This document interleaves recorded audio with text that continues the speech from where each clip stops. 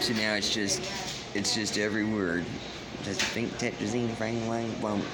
Just watching what used to be human beings. It used to be American society. Just watching it just de-evolve into just putty people. I was thinking maybe that's where Putty Rangers come from too. You know, like remember Power Rangers? Remember the Putty Rangers? They all look the same, and they all just kind of sucked. They're just crappy representations of, you know, what a ranger could be, right? And so a Putty Ranger to a Mighty Morphin Power Ranger is very similar to an artificial construct to a human being. It's actually a pretty good analogy. For one, nobody wants to be a Putty Ranger because they're just, you know, thralls controlled by, you know, the other side. I don't remember the chick. I don't remember the evil guy's name from my Power Ranger. You remember? There was Zordon and stuff, but I don't remember the other stuff. But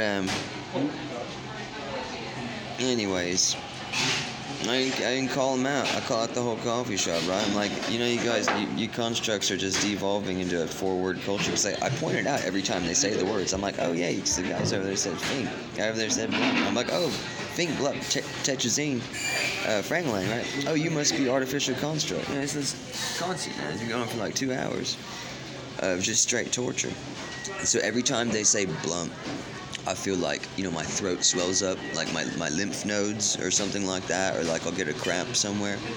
Every time they say fink, I taste something salty, like they put like a granule of it's called fink, and they put like a granule of some type of poison in my mouth. They don't walk up and put it in my mouth. It just is. You know, we're dealing with fifth dimensional beings here. You know, just being represented as these are just three-dimensional humanoid clone representations. And they're being controlled by some type of hive mind entity. And these creatures around me, they don't see. There's a guy saying "blump" in the background, right? And so these creatures around me, they don't have free will.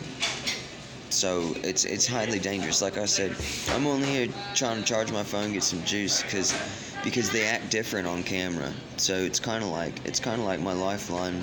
It seems like, well, here's the thing: when you have something so deceptive, inherently evil and deceptive that it acts different, you know, even when there's a camera playing, I don't know. You just kind of like, I don't know, you know, because even if I went to go like walk around outside and stuff, everything I touch now becomes poison. And you just heard someone say exogeny in the background. That's the real bad stuff. So now I can feel it. My hand feels hot. I guess they just put exogeny chemicals on my phone now. So now my hand feels like hot, like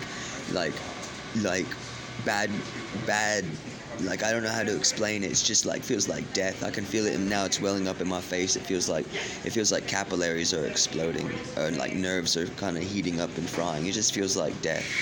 So I'm sitting here and being tortured inside a Starbucks, and no one will acknowledge me. No one says anything back to me either. When I'm like, hey, you fucking artificial construct, you know, you know, and they don't say anything back. You know, because they know the truth. You know, it's just a shocking realization. No one wants to admit to being a thrall. And here's the thing: I'm the only human left, right, in this reality. I hope to God you have humans wherever you are, because I'm being tortured here. I'm being treated like some type of like cattle or something, and it's absolutely terrifying. But anyways, there's another, you know, bear witness.